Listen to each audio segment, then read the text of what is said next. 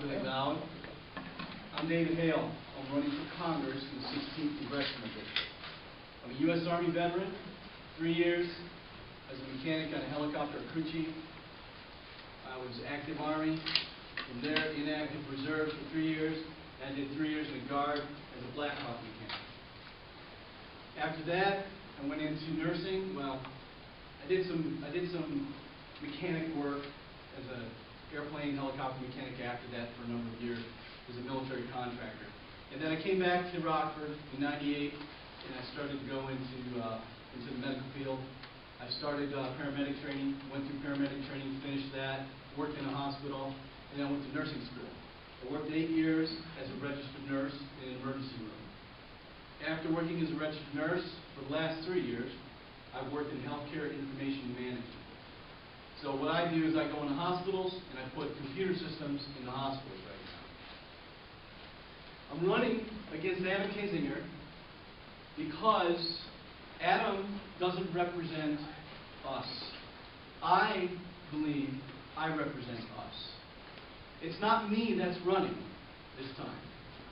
It's us that's running this time. Who in here calls themselves a Tea Partier? Okay. And if you don't call yourself a Tea Partier, don't worry about it. It's okay. We are Tea Partiers, and we hold values and beliefs very similar. What did the Tea Party stand for? Anybody can tell me what the Tea Party stood for when we first started? Tax enough already? Tax enough already. Okay. Another one. Constitutional government. Constitutional government, limited taxation, limited constitutional government. So we wanted to cut down the size of government and free enterprise. So we wanted to make sure that businesses could operate freely in our government without huge regulations that were killing jobs. So free enterprise is important, limiting taxation, and limiting the size and the scope of government. We wanted an efficient government. That's what the Tea Party was about. That's what the Tea Party continues to be about. And that's what the Tea Party will continue to be about long into the future, as long as we continue to exist and stand together and stick together. But if we don't, we're going to allow people like Adam Kinzinger into office. Adam Kinzinger was swept into office in 2010. He ran against Debbie Halverson on a Tea Party banner. He abandoned it rapidly when he got to Congress. He joined the Republican Study Group. The Republican Study Group in Washington, D.C. is a conservative think tank made up exclusively of congressmen and senators who are conservative. And what they do is they develop policies, conservative policies, in Washington, D.C., and they attempt to pursue those policies via legislation. He joined the Republican Study Group in the first 6 months he left. He left the Republican Study Group, and what did he do? He joined a group called No Labels. No Labels is a group that is very, very far left. It's run by operatives from the Democrat Party. It is not a fair and equal exchange of ideas in No Labels. I will not join No Labels. Okay? I've been the Tea Party leader for 4 years in Rockford. Started the Tea Party in Rockford. I continue to be the Tea Party leader in Rockford, but now I'm running for Congress also. Why am I running for Congress? Because for 4 years we've complained. We've complained about what's happened in Washington, D.C., and nothing has changed. Who's really seen any change? Raise your hand if you've seen any change. Really? Oh, yeah. Yeah, you've seen change for the worse. When I say change, I think change for the better. That's what we want.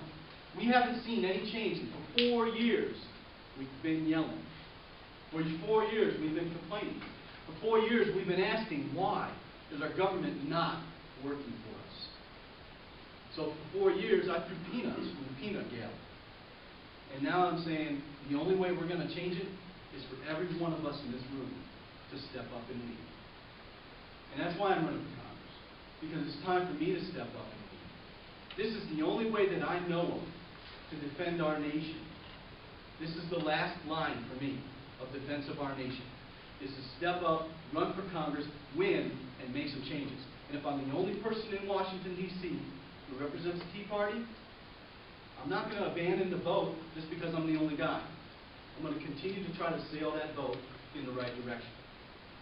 So, here's essentially what I have a huge, just wide-ranging platform. Okay, I've been a conservative for 25 years. The first conservative video I ever saw was America's Godly Heritage. It changed my life. It turned me into a conservative, and I've been a conservative ever since. And I've studied everything you can possibly study. I was a policy wonk.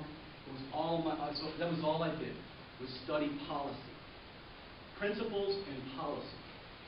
And so here's what I like to boil it down to for me: process, policy, polity, and principles.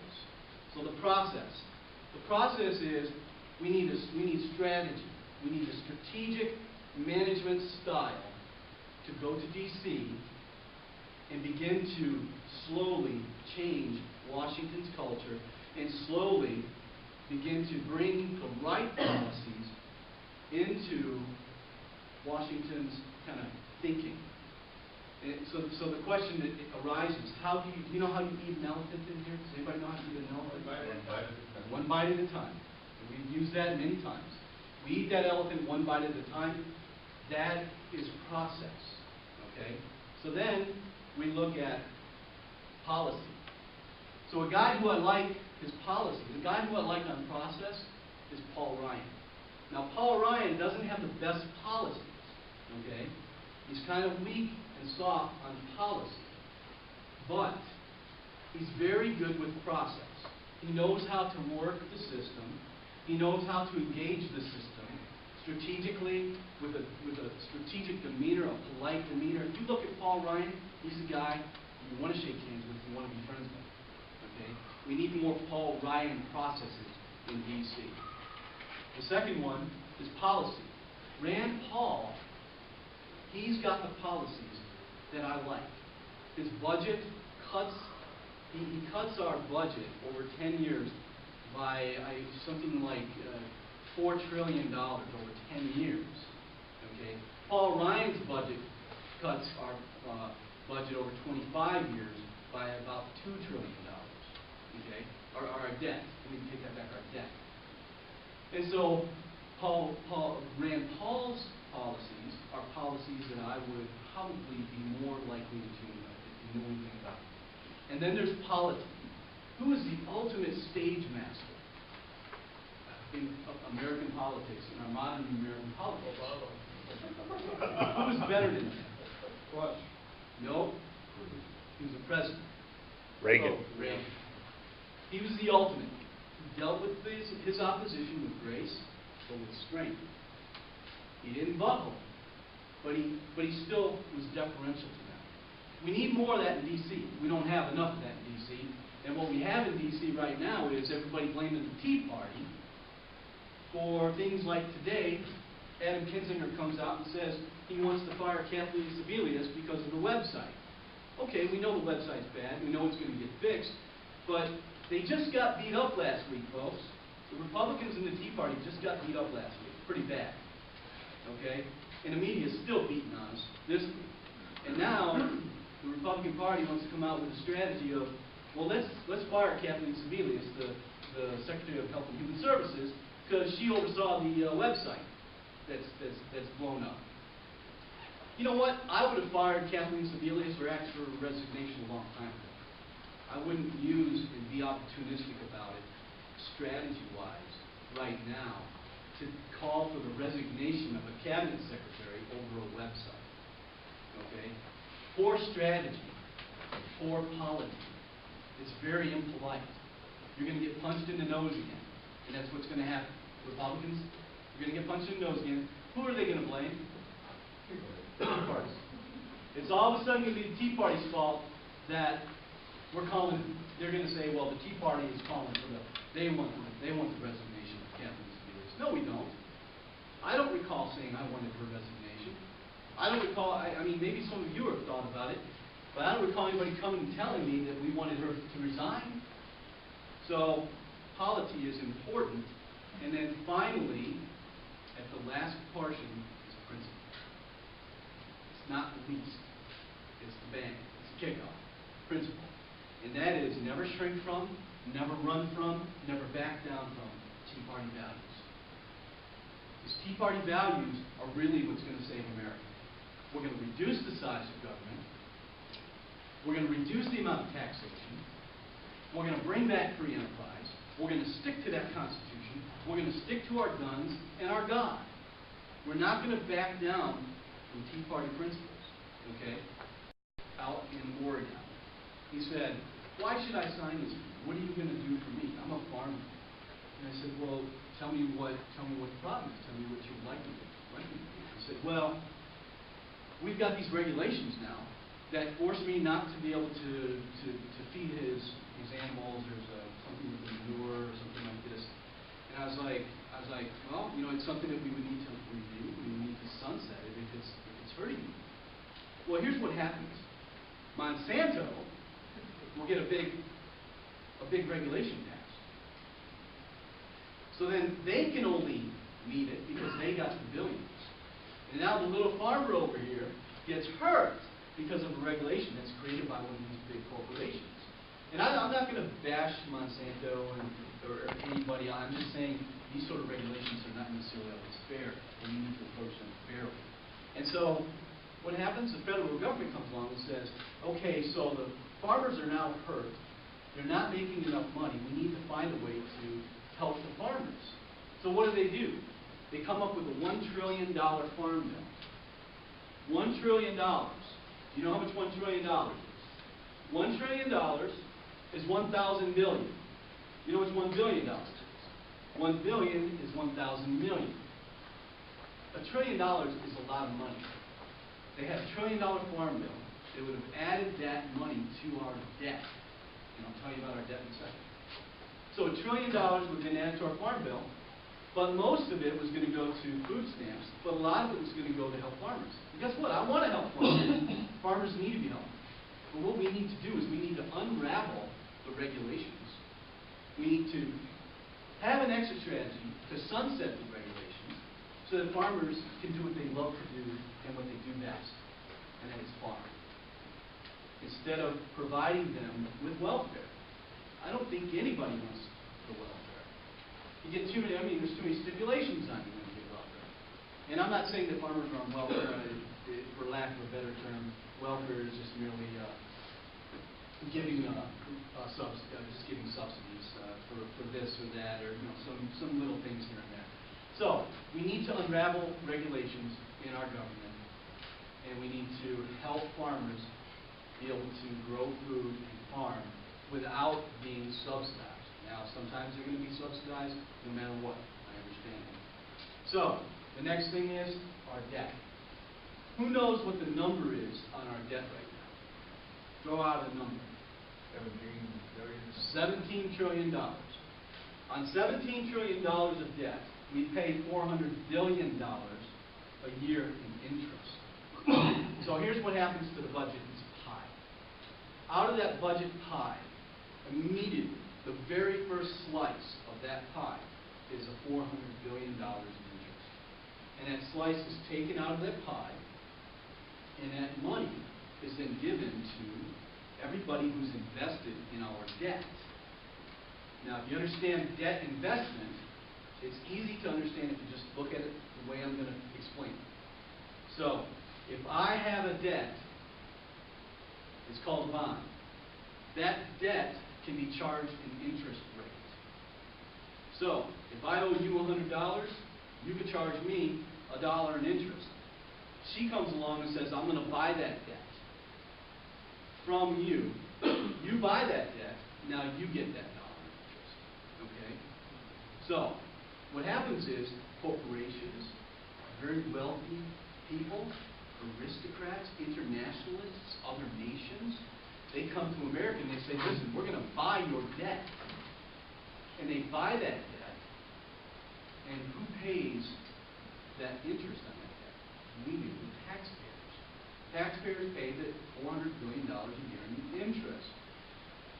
So, income tax, just straight plain income tax, not Social Security tax, not Medicare tax, and not corporate tax. Just income tax is about $600 billion a year revenue to the U.S. government. $400 billion of that income tax goes straight to all those people who fought the American tax. $17 trillion. Okay? That's an issue. Because you know what? What can we do with $400 billion? What could you do if you had $400 billion back in your pocket? $400 billion of the dollars back in your pocket and not paying debt, not paying the interest on the debt to wealthy corporations, internationalists, and nations around the world. We owe $2 trillion to China. Okay, that's just off the top. So, then you have part of this budget pie, Social Security. And they take in about probably another $600 billion a year in Social Security. And then you have corporate taxes, which they take in about another $1.2 trillion a year in corporate taxes. So for a total amount of government revenue from all sources, the U.S. government takes in between $2.4 and $2.8 trillion a year. Then Obama, over the last 4 years, has spent between $3.6 and $4 trillion a year. Bush, in his last year in office, the highest amount that he spent per year, for the last year he was in, $2.8 trillion. You know how much he took in revenues that year? $2.2 trillion. So his deficit was about $600 billion. Obama comes into office, and he takes in about $2.4 to $2.8 trillion a year. And his budgets, he has never had a budget, but his continuing resolutions that he continually wants, those have been between $3.6 and $4 trillion a year. So you see the disparity. Bush, $600 billion a year deficit this last year. Obama, from day one, between $1.4 and $1.6 trillion a year in deficits every year.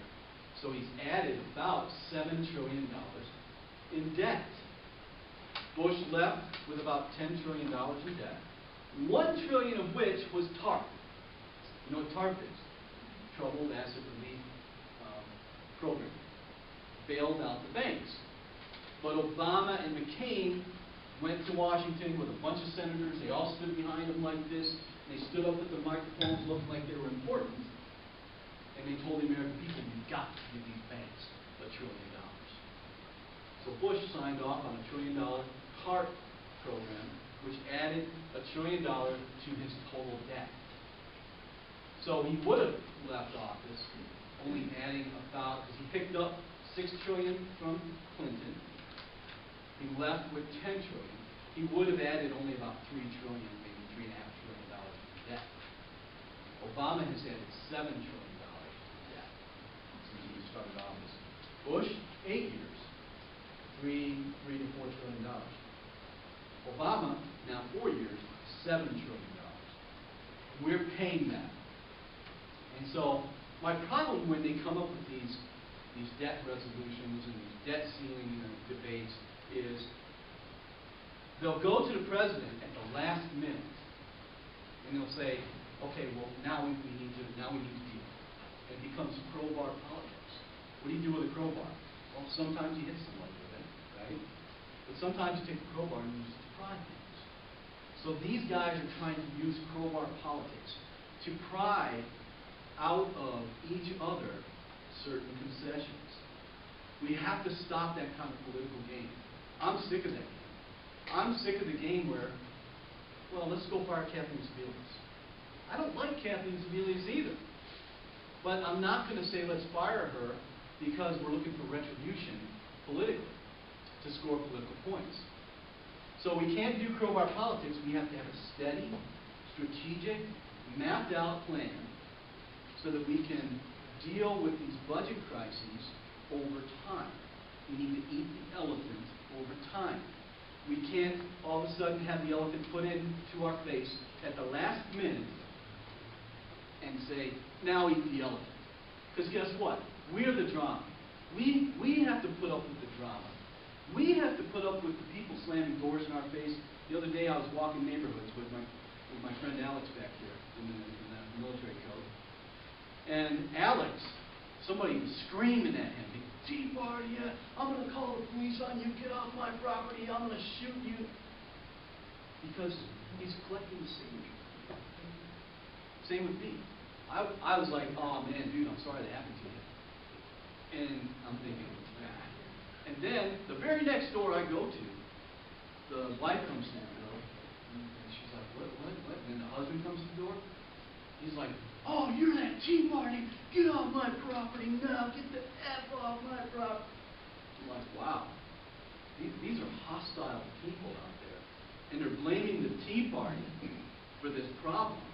And the reality is that it's not the Tea Party that created this problem, folks. I didn't create $17 trillion in debt. I didn't create $400 billion in interest every year. That's got to come out of my tax, my pocket. Your money is your labor. You are a slave. They have put chains on your arms when they make you pay $400 billion in tax, $4 trillion a year for a budget. They make you a slave, folks. We've been made into slaves. Your strategy. Exit strategy for regulations, tax strategy for businesses and for individuals, so that individuals can get jobs with businesses that are no longer paying confiscatory, outrageous taxes. Highest corporate tax rate in the world in the United States, 35%. Who pays that? 35% corporate tax. We do. Whoever the corporation makes money from. We do. We pay that tax because guess who passes it on? This is one of my campaign colleagues here, Luther Landon. We pay that tax because corporations are not going to pay that tax. They're going to pass that tax on to the consumers in the cost of the product. So we've got to get control of our tax code. Now I know that Washington D.C. says this all the time, and Republicans say this all the time. Well, we need to reinfuse that. What are they working on in Washington D.C. right now? And here's how we'll gauge really what they're trying to do. What's the big issue in Washington D.C. right before the debt limit? Immigration right now. Immigration. So, what was the big deal when Obama came into office? Amnesty. No. No. Jobs. Oh. Unemployment was above 7% when he came into office. And everybody said, well, surely, they're whispering, yeah, surely, he'll work on jobs now. He's going to work on jobs. What did he go to? Immediately, healthcare. So, they're telling us one thing, and they're doing another thing. So they're telling us, well, we got these bad corporate tax rates, and we got to get jobs. But what are they doing? They went after healthcare, and next they're going to go after immigration. Immigration is going to be the big deal next. Okay. So what we have to do is we have to redirect. We have to say, let's get rid of the immigration issue.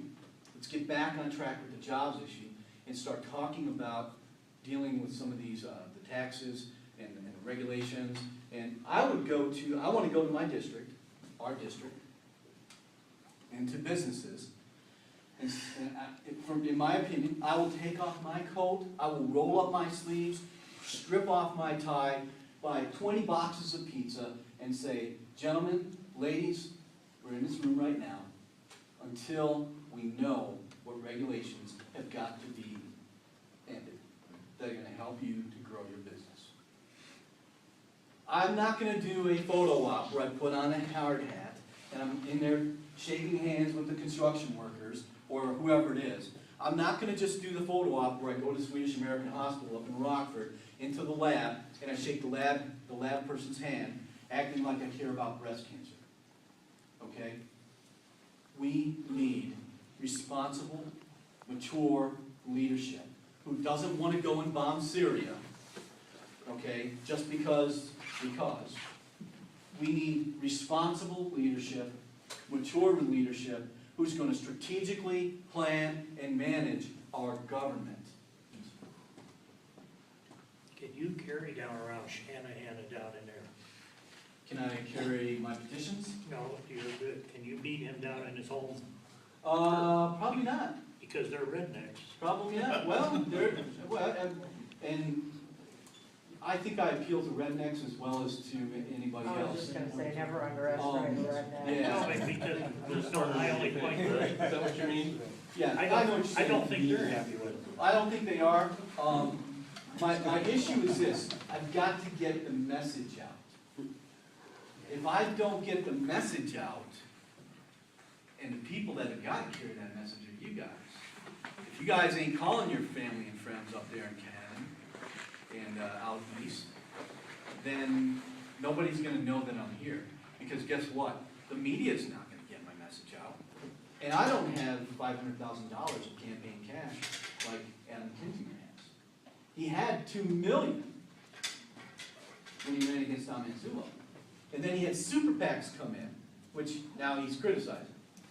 One second he's taking money from super PACs, and next second he's criticizing super PACs. He's calling them, trying to tell us we shouldn't be that they're trying to redefine conservatism.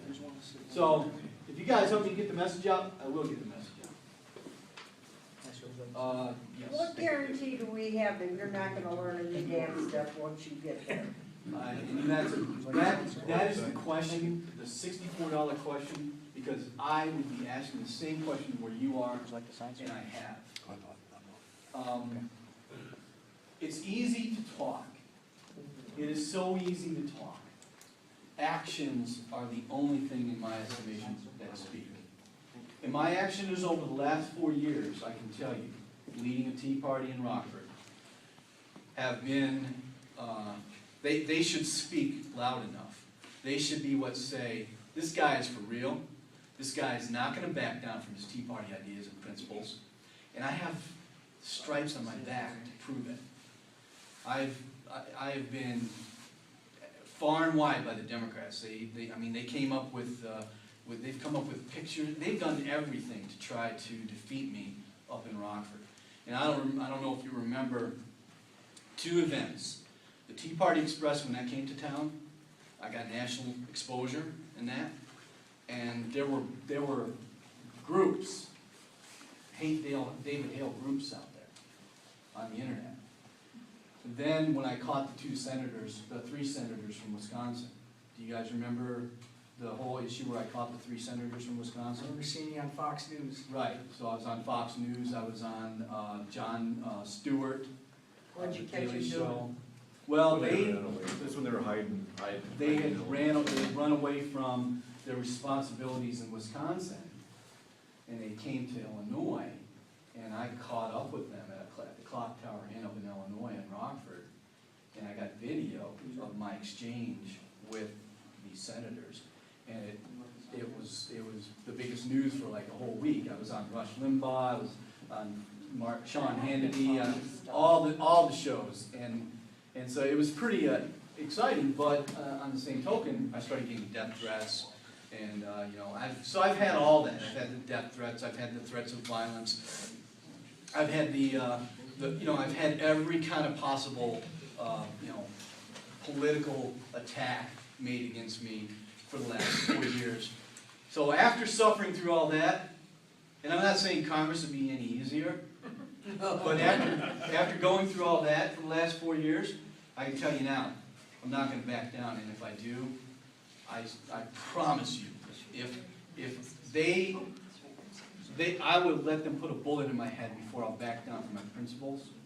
The healthcare system Obama was pushing. Yep. And supposedly there's one there. You know enough about it that you could I don't know give a enough short about it. synopsis on what it stands for.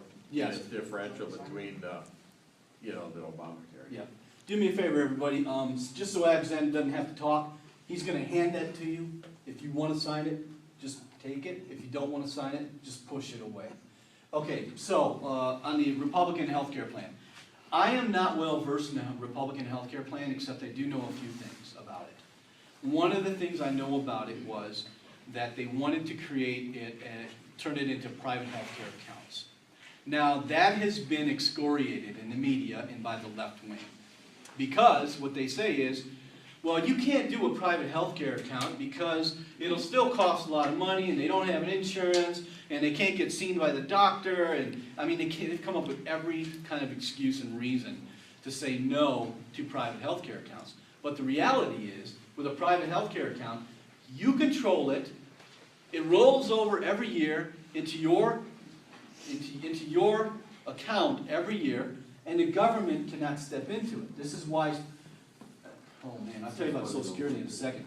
So these private healthcare accounts, X amount of dollars is put into that every year. So here's what happens. So if you go to the doctor right now, okay, let's say you go to the emergency room, you're having stomach pain. And you go to the ED and they say, okay, we're gonna have to send you over a CAT scan. That's one of the first things they'll do. You have severe abdominal pain, depending upon your age, they will take you and they'll say you need a CT. Because we can't do an x-ray of your abdomen. We've got to see what's going on inside there. And so you get the CT done and you find out it was a kidney stone, okay? And the pain was radiating to your stomach, it was a crazy pain. They find out it was a kidney stone. You get the bill for your CT. Your CT is going to cost you about $4,000 to $5,000 when you go to the hospital. Now, even if you go to the hospital to have it done as an outpatient, it's going to cost you $4,000 to $5,000 to have it done.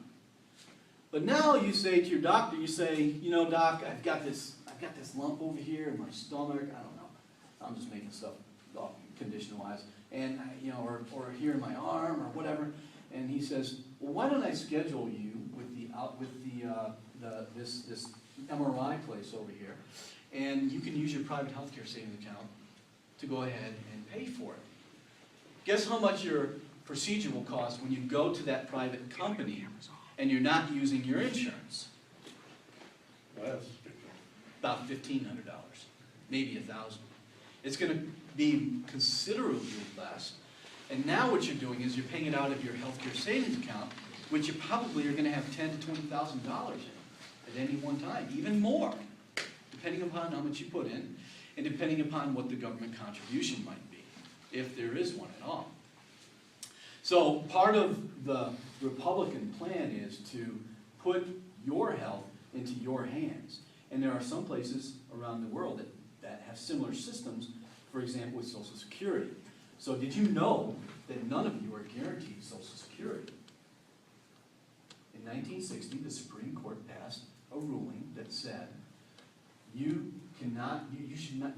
have no expectation that you are ever entitled to receive Social Security. So we can arbitrarily change the rules at any point in time. So FDR, Franklin Delano Roosevelt, says, let's create Social Security. That's if you're born after 1960. No. And the reason why I say that, the guy that the ruling happened with was born in like the 30s. He was a communist. Came to he was living in the United States, paid into Social Security all his life, and what happened was he was convicted of being a communist, and he was thrown out of the country. He said, but I want my Social Security. And he went all the way to the Supreme Court. And the Supreme Court said to him and to his lawyers and to the country, it doesn't matter what your political background is, Social Security was never meant to be a guarantee. That's the Supreme Court. Now, in the 80s, during Clinton's time in office, what did he do? He did what everybody terms opened up the lockbox. And the reason why was there was all these Social Security funds sitting in this account that was supposed to be just for Social Security. And he said, and he was running these big deficits, and he had this big debt. This is the dirty little secret that the liberals don't want to tell you. So his deficits and debts were all against the general fund. He said, I want to open up this lockbox. We had a ruling in 1960 that said nobody's guaranteed this money, that we don't even have to pay it to them if we don't want to. And so they took that case to the Supreme Court, and the Supreme Court upheld the ruling from 1960 and then went further and said, yes, indeed, you can take that Social Security money out of the Social Security fund and put it into the general fund. And guess what happened? Whack. His deficit and his debt nosedived because he took the Social Security money that was protected and locked up in a lockbox and put it in a general fund. And now, all of a sudden, he's a hero to the left wing all across America who will always go back and say, yeah, but during Clinton's time, he was running budget surpluses. No, he wasn't. He was running budget surpluses because he took our money. He took our Social Security money and put it in a general fund. And now, the Social Security fund is $10 trillion in debt.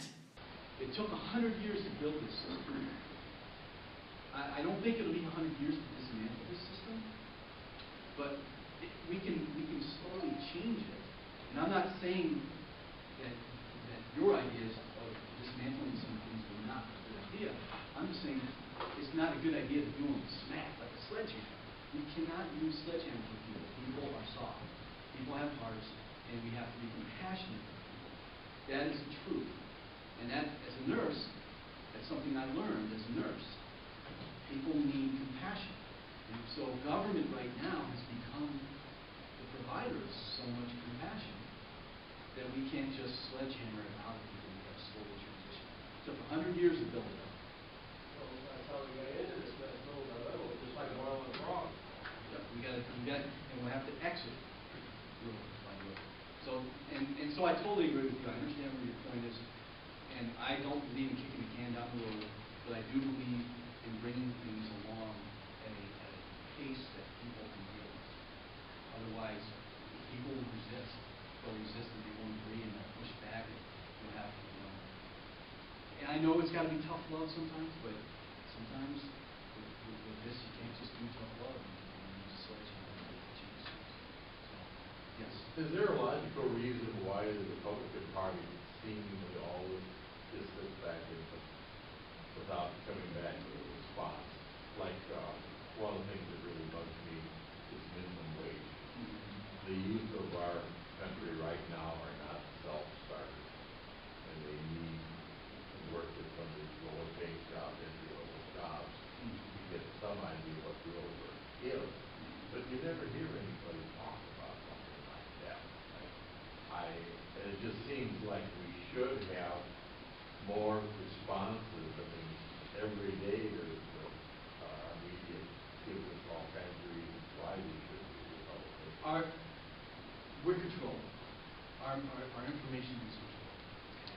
It's highly controlled. You're talking about it right now. Everybody in this room most likely has a thought on minimum wage. However, until the media tells us what to think, nobody is going to act on it. So when the media tells us what to think, and what they're telling us to think right now, yeah, we should increase the minimum wage. Okay? Let me give you an example of media bias.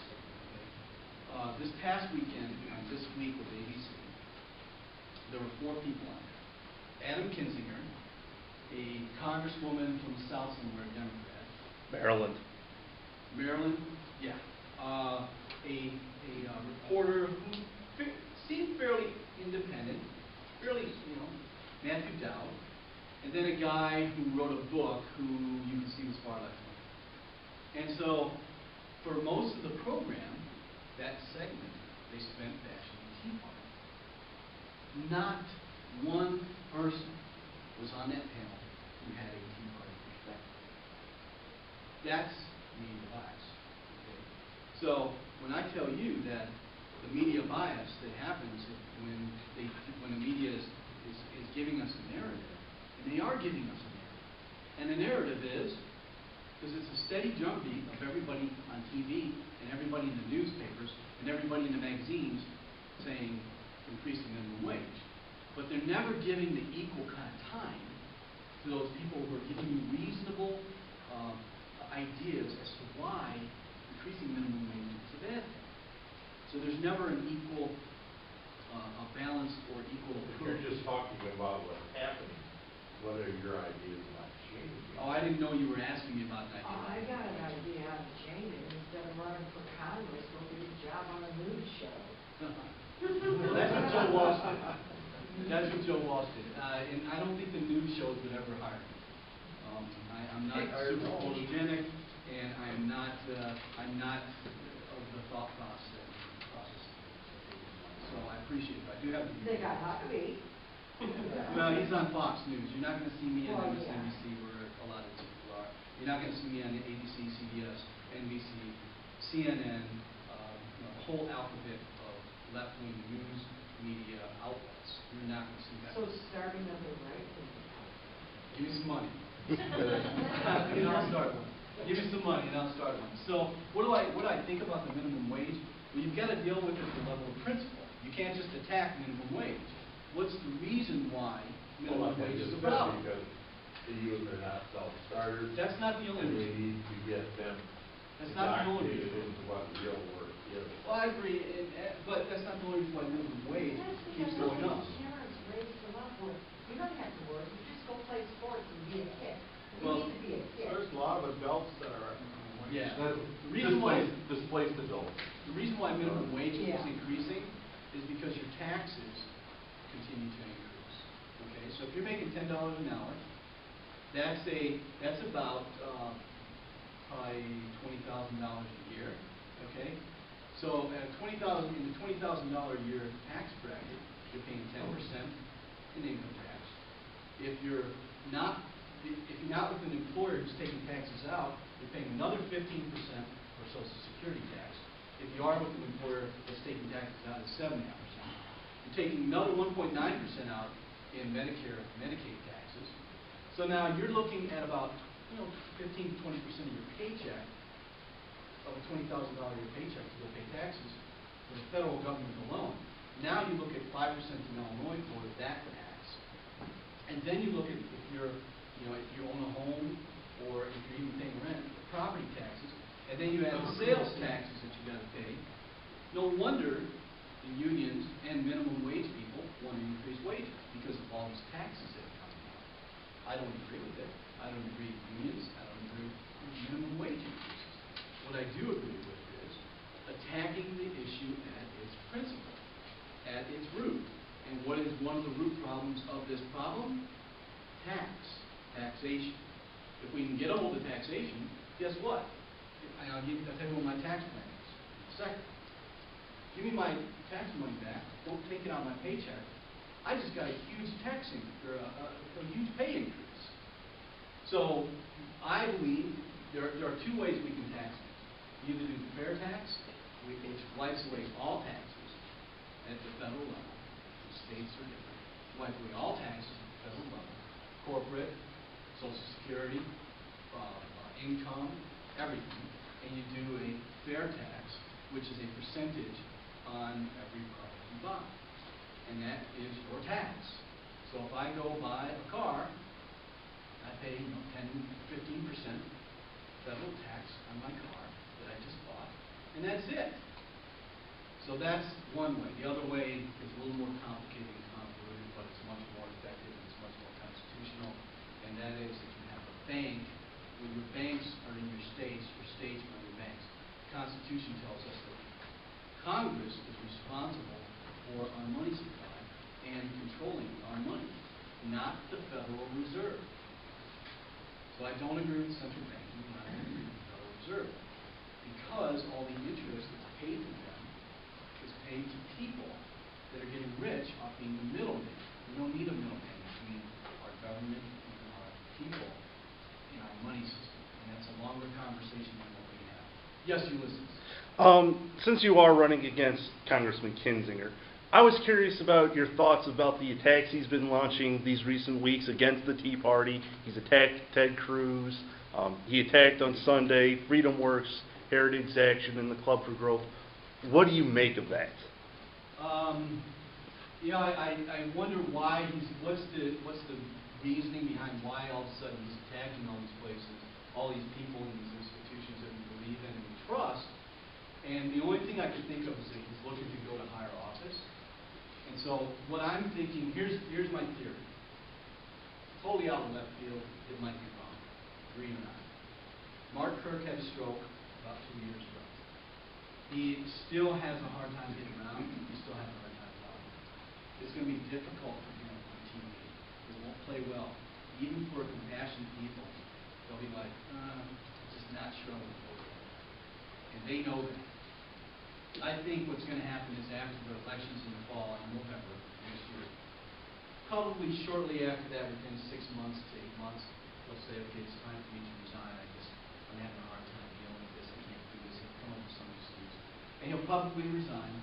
And then what will happen is, I believe it's the law in the state of Illinois that you have to appoint somebody from the party that the person resigning from was in. You can't, if it's a Republican senator, you can't put a Democrat in there. It's got to be a Republican. So the Republican establishment then basically choose it. I think they'll and let the choose- governor know who they want. Yep, and then I think they'll say Adam Kinzinger is the man that we want, so then that way he'll be an incumbent, and then he can run again in 2016 as an incumbent, because incumbents have the upper hand. And then it'd be an easier chance for him to be reelected. And if anybody goes back to look at all of the statements, they can say, well, you can't really pin that on. You can't really pin that on. It was pretty hard on the Tea Party over here, so he must be a moderate, or somebody we can deal with, or whatever. And then what they'll do is they'll appoint somebody to Kinzinger's spot. So that's my theory on why they're doing that for this reason. I don't see any other reason except for possibly, potentially, and I don't know if he's this principal. He just has principles that are different from ours. Quite possibly. I don't know. Next question. This one. You said you've been conservative for 30 years. Were you about 10? No, I think I said like 25. I started the whole conservative kind of thought process when I was about 25 years old. So I'm 50 now. So yeah, so I saw that movie America's Got the Heritage when I was 25. What made you decide to run against Adam Kinzinger? Pardon me? What made you decide to run against Adam Kinzinger?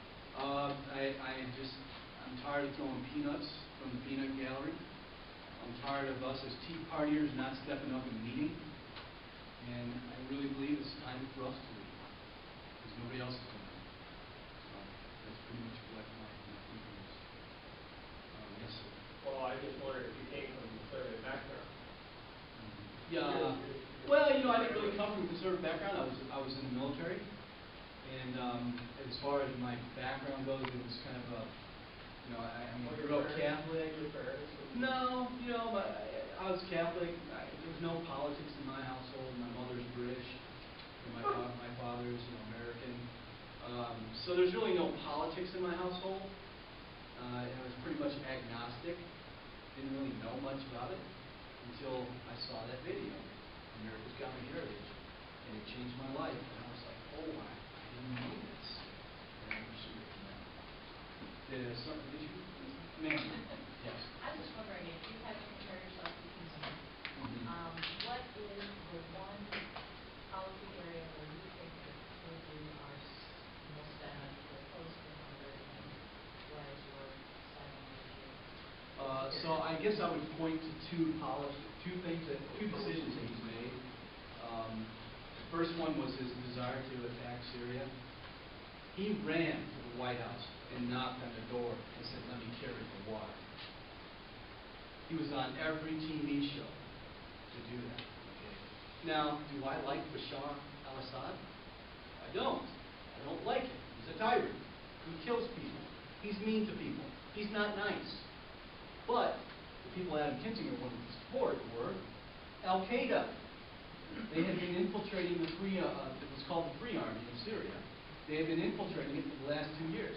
They had an uprising in Syria about 2 years ago. Nothing was done. We didn't support it. It was a civil uprising of people, peaceful, in the streets. We let it go. Same in Iran, because we have poor foreign policy planners in D.C. So they let that go. And what happened? The Free Army rose up and said, well, we're going to attack. So the Free Army was a Free Syrian army. Then Al-Qaeda, Libya had an uprising. It was Al-Qaeda that started that. And they threw a horrible dictator out. They replaced him with other horrible dictators. And so then they all infiltrated because they all need to fight. They need to fight somebody. This is a man macho thing for these folks, okay? I'm not kidding. So they would go over to Syria, and they infiltrate the Free Army, and they start chopping the heads off of Christians. The Free Army of Syria was not doing that. The Free Army of Syria had lived with those Christians all their lives. But Al-Qaeda comes in, and in northern Syria, they're genocidally exterminating Christians. And so they've been chopping the heads off Christians.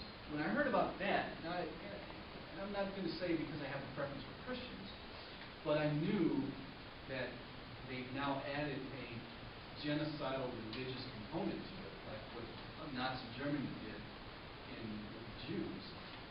And I knew there is no way I can support anything they ever do, especially when they're chopping the heads off of Christians and killing them, mass murdering them. Not just one or two, thousands and thousands.